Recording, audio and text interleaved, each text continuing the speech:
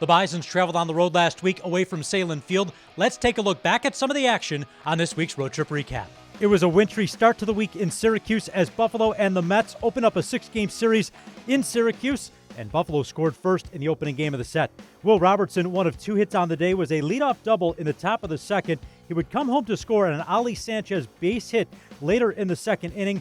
That gave Buffalo a 1-0 lead, but then the Syracuse bats would go to work in the bottom of the third, striking for 7 runs, opening up a 7-1 lead, and then Will Robertson again, trying to help the Bison offense in the top of the fourth, would club a solo home run, making the score 7-2. Syracuse would add to the lead with runs in the fourth and the fifth, and then as Robertson was at the plate in the top of the sixth inning, rain and snow and hail started to fall at NBT Bank Stadium, and after Will Robertson drew a leadoff walk for the Bisons, play was halted, the game would not resume, and shortened after 5 innings plus 1 batter. Syracuse took the opening game of the series. The two teams were postponed on Wednesday as well, as more snow in the area and low temperatures made the field unplayable. Then on Thursday, the Bisons fell to Syracuse by a score of 2-0, setting up a doubleheader on Friday evening in the Salt City. Syracuse once again picking up the opener in a pitcher's duel, as Syracuse scored 2 runs in the fifth, 1 in the sixth, to help pick up the victory in the opening game of the doubleheader, and then again with the sweep, Syracuse would win the nightcap as well. After falling behind 6-0, Syracuse would have a pair of runs in each of the first 3 innings of the game.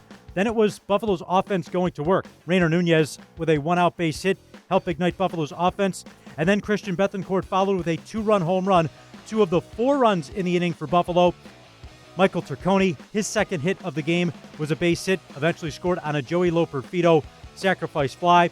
Riley Tirada also cashing in a run in the effort for Buffalo, but unfortunately for the Bisons, unable to make up the ground gained by Syracuse. The Mets would answer in the bottom of the fifth with a 5-run outburst of their own and pick up the victory.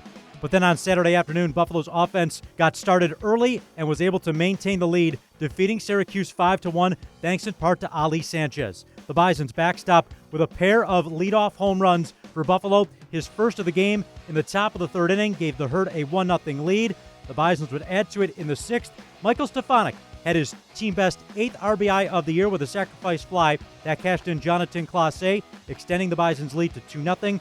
Aurelvis Martinez scored the team's 3rd run, and then Riley Tirada, his 2nd homer of the week, was a solo homer in the 8th, followed by the Ali Sanchez solo blast to lead off the 9th. Buffalo had a 5-0 lead at the time. Syracuse would make things interesting against former Met Josh Walker, who gave up 1 run in the top of the 9th, but then was able to keep the bases loaded and preserve Buffalo's 5-1 win. Before Sunday afternoon's contest, the Bisons lost a pitcher to the big leagues as Paxton Schultz had his contract selected by the Toronto Blue Jays and was outstanding at Rogers Center for Toronto. Both Schultz and Dylan Tate were added to the Blue Jay active roster for their finale against Seattle. Back in Syracuse, it was a good old-fashioned pitcher's duel between Jake Bloss and Blade Tidwell. The same starting pitching matchup that opened the game with 11 strikeouts of the first 12 outs recorded, including for Bloss.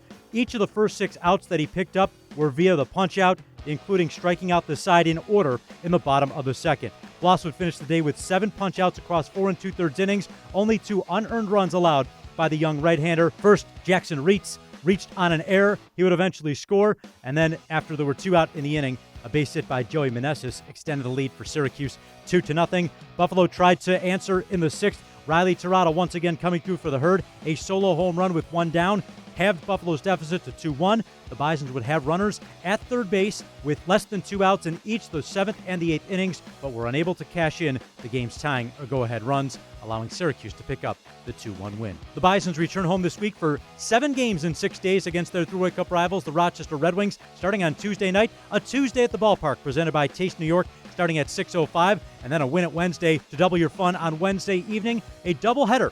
A single-admission doubleheader to be played at Salem Field starting at 4:35. You can enjoy both games played to 7 innings with a break in between and win great prizes throughout the course of the game.